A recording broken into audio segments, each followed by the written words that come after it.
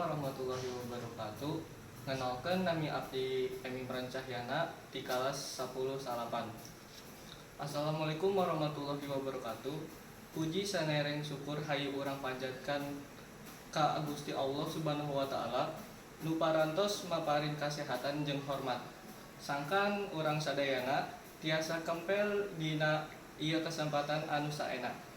Hatur nuhun ka Bapak Ibu guru katut rerencengan sadaya anu parantos masihan kasempatan ka abdi pikeun nyamperkeun biantara ngeunaan puasa. Dulur-dulur sadaya, puasa teh salah sahiji ibadah anu kacida pentingna khususna keur urang muslim. Puasa henteu ngan ukur nahan lapar jeung dahaga ti subuh nepi ka magrib. Tapi oge nahan sagala paripora nu goreng saperti bohong, amarah, jeung ngagibah.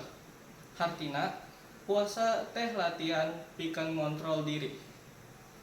Puasa oge mibanda rupa-rupa manfaat, boh pikeun rohani, boh pikeun jasmani. Dina segi agama, puasa ngalantarkeun urang leuwih dekat ka Gusti Allah. Sabab urang diajar sabar jeung ikhlas. Sedangkan tina sisi kesehatan, puasa bisa ngabersihan awak tina racun jeung ngajaga sistem pencernaan. Salila bulan Ramadan, urang oge diajar rasa empati ka batur nu hirupna teu saloba rejeki.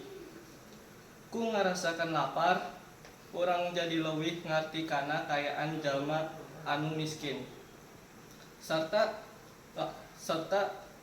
langkung daek ngabagi jeung sedekah. Ieu teh bagian latihan sosial nu kacida pentingna dina puasa. Nu leuwih penting deui, puasa teh ngajarkeun urang pikeun ngajaga diri boh tina ucap boh tina lampah. Dina bulan Ramadan, urang kedah leuwih hade dina sagala hal. Leuwih rajin salat, leuwih loba maca Al-Qur'an, jeung leuwih alus kana sagala ucap paripolah. Sakitu biantara ti abdi ngeunaan puasa, mugia aya manfaatna sarta urang sadaya tiasa ngalaksanakeun ibadah puasa kalayan sampurna jeung ikhlas. Hapunten upami aya kasalahan dina nyarita. Wassalamualaikum warahmatullahi wabarakatuh.